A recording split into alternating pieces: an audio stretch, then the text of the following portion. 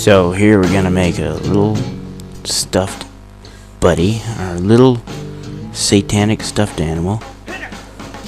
The shapes are pretty simple. It's kind of an oval shape with a front and a back, two horns and a tail, some cute little feet, legs, and fangs, and of course 666.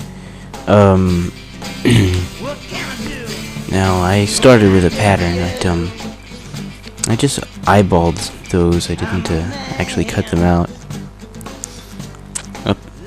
Right onto the insides, the wrong sides of the fabric. Cut out the teeth.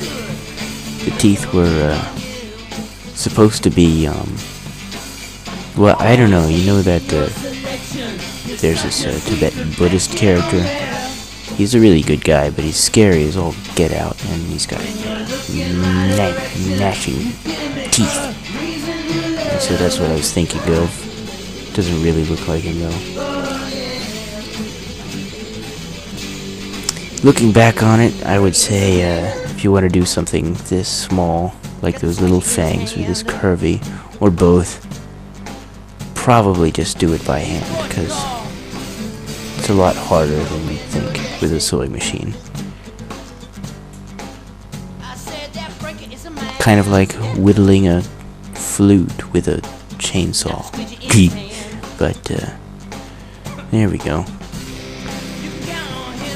And get your hand out of the way. Oh yeah. You put it on zigzag stitch on a really low speed, and embroider kind of ourselves a nice big fat black line for the mouth. Placing the eyes.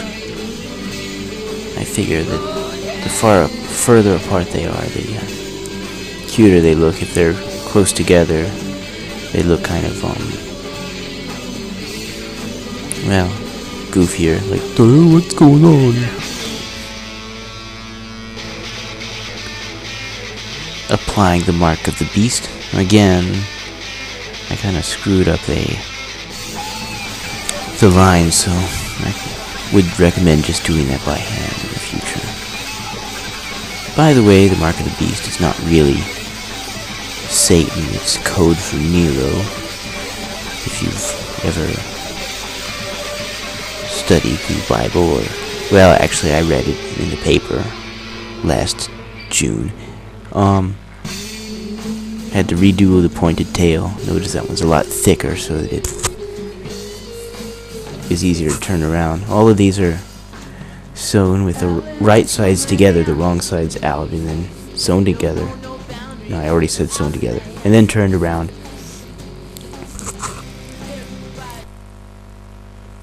Now you gotta put all the body parts facing inwards and pin the whole piñata together. It's not a piñata, but you know what I mean. And that's kind of tricky.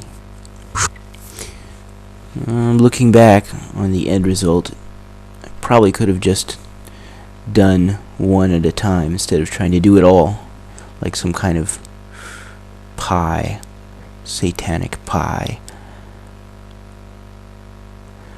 If because of the bulk, if you can have the backside, the rear, to give up more slack than the arms and legs, instead of bending backwards, so more likely to go forwards if there's a pinch or anything, which you want.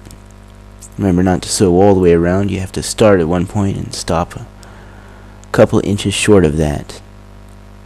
A little thing that is a good idea is to pin a little start and finish line.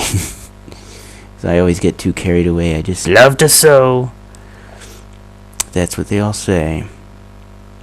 Sewing, and gotta cut away that excess crap, and we're turning it around, and God, it takes forever to thread needles sometimes. Oh yeah, he's got little hoofed feet.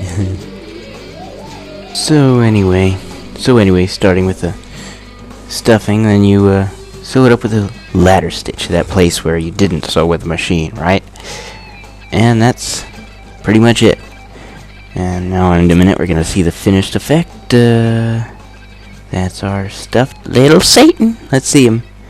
Oh yeah, go around a couple times, go through the side, cut off the end, and there he is. Okay.